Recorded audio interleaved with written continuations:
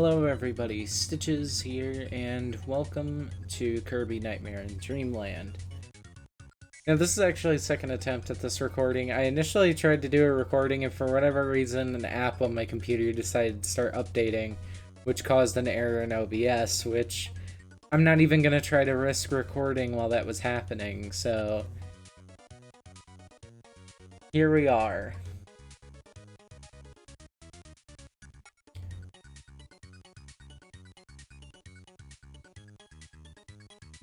But really quick, I'm gonna turn that off so I can read it from the start. So this game came out in 2002.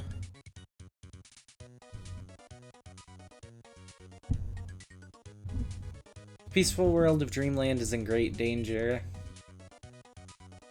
In Dreamland, dreams always flowed from the wonderful Fountain of Dreams. The Fountain of Dreams collected the hopes and dreams of all living things. Was also responsible for the sweet dreams and rest that came from deep sleep. But one day, everyone in Dreamland lost the ability to dream. King Dedede was bathing in the Fountain of Dreams. He had even taken the Star Rod, the source of the fountain's power, and broke it into pieces, then gave those pieces to his underlings. Now Kirby must embark on an adventure to restore peaceful nap times to all the residents of Dreamland. And that's the whole plot. Yeah, so this is a remake of Kirby's Adventure for the NES. And,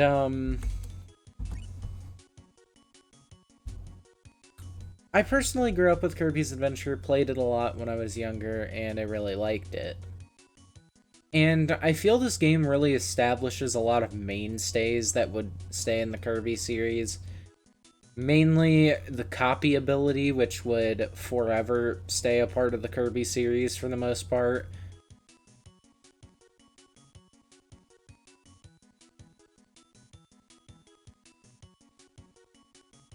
So, here we have several options: start game, sub-games, and tests, as well as erase the file. Sound test will play your favorite songs. Sub-games will let you play mini-games.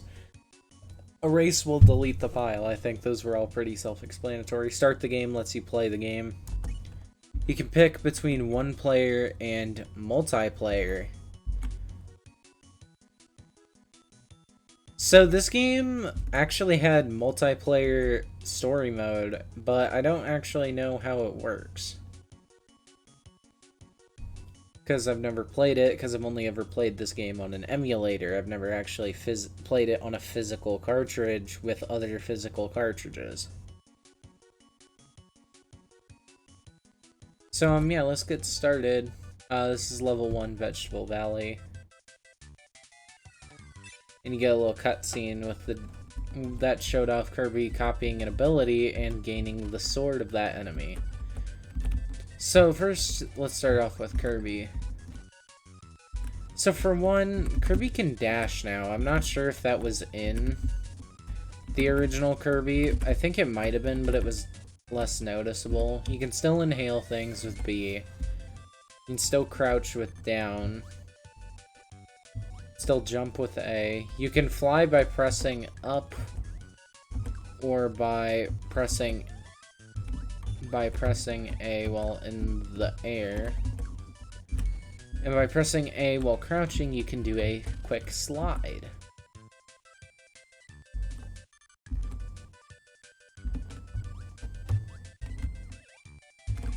So yeah, let's get into the game, why don't we? So as you see, we're running along, and that's a Waddle Doo, an enemy from the first game, but if I inhale it, I can get Beam, our first power, and you will see that the power-up will show up in the bottom left corner.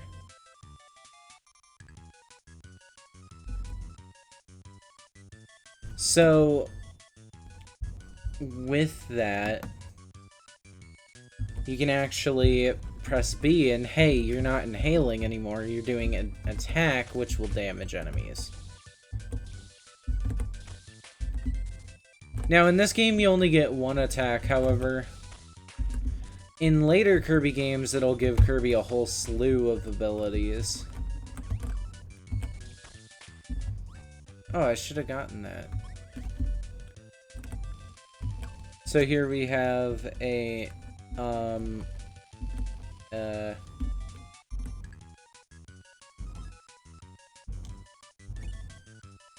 what's my select button?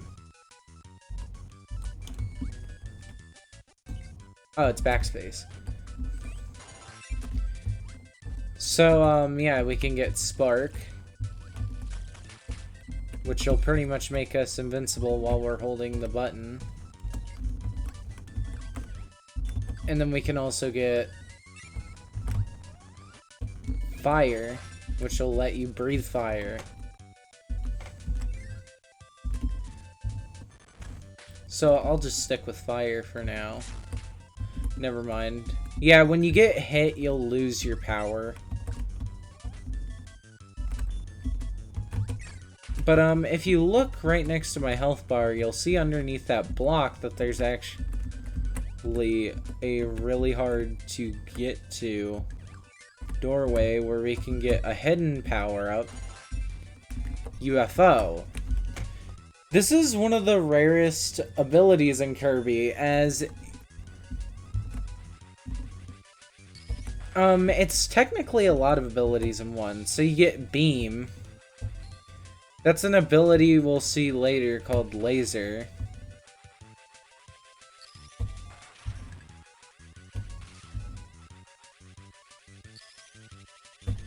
And then this and that.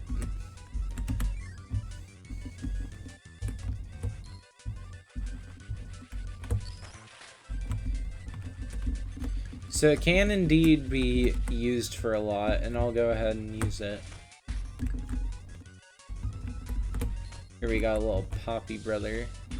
Little Poppy Bro Jr.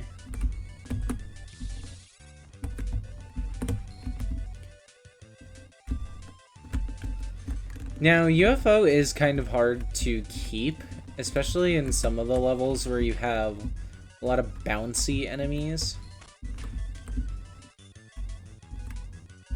So yeah, that's the end of our first level. And we get this sort of mini game where the higher you get, the better rewards you get. So you get a 1-up if you hit 1. And then you'll see the door turn that color. And we got 2 things. We got level 2 and we got a mini game. I say we tackle the mini game first, not that. This is a cool thing you can do, is you can also leave once you've completed a level by hitting start. I think you can actually do that in the original as well, in Kirby's Adventure, by hitting the select button.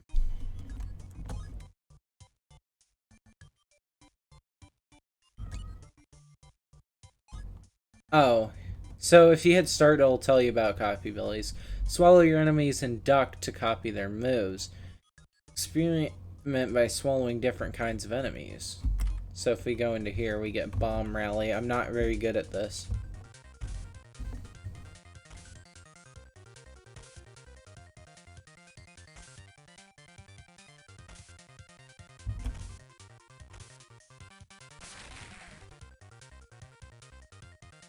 So, the goal is survival.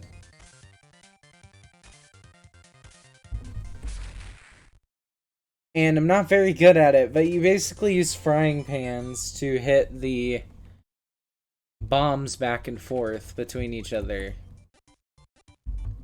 Basically, by surviving... Basically, by being the second to die, you get 1 life. By being the third, you get 2, and by winning, you get 3, I believe.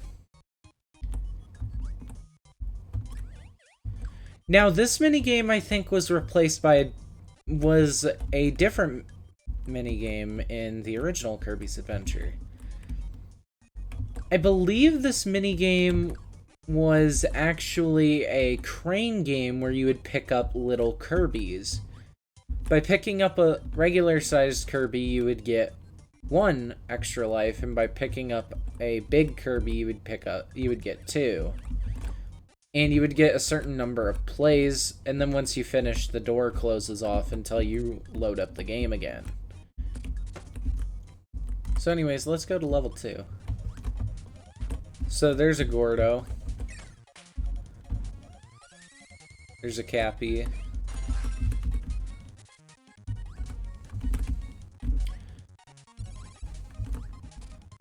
There's a new ability I want to show off called Cutter, because we actually saw Sir Kibbles in the first game.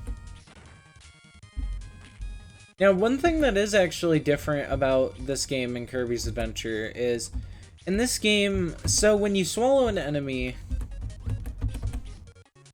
its power will get used to show you how to use it. Well, you see, in Kirby's Adventure, it does the same thing. However, that power actually acts as if you used it, so it will destroy...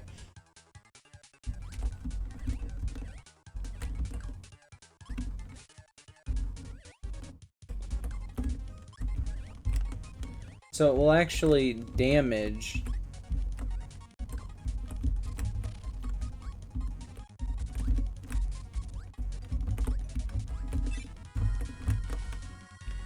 will actually damage things that can be hurt by it.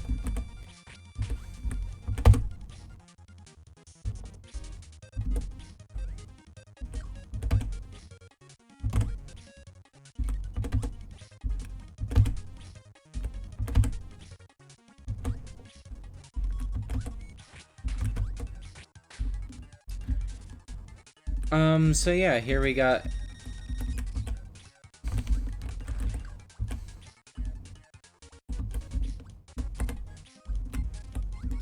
this guy, and he is really hard to actually try to fight. One thing you can do is actually suck up your power after you eject it or it's been knocked from you. And these guys also give a power called Crash. This is very similar to the Foghorn power-up, or the microphone power-up from the original Kirby. However, there is an ability called Mike, which is similar to Crash, except you can use it 3 times. And you might be saying Mike is better. Mike is actually slightly worse. And we'll get into that later. So, yeah. This game's story I always found really interesting, as it did a lot of world building for Kirby. Like, we knew Kirby lived in Dreamland,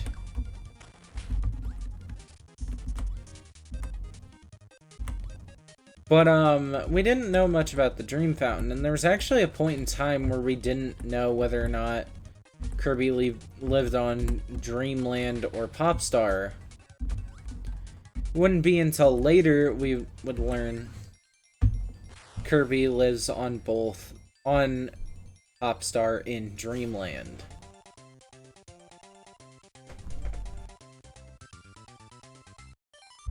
So let's see, what time am I at? I'm at 14 minutes. So with that, I think I'll end this video off. We got, we got 2 levels done. And we got a minigame done, so yeah. I will see you guys in the next video.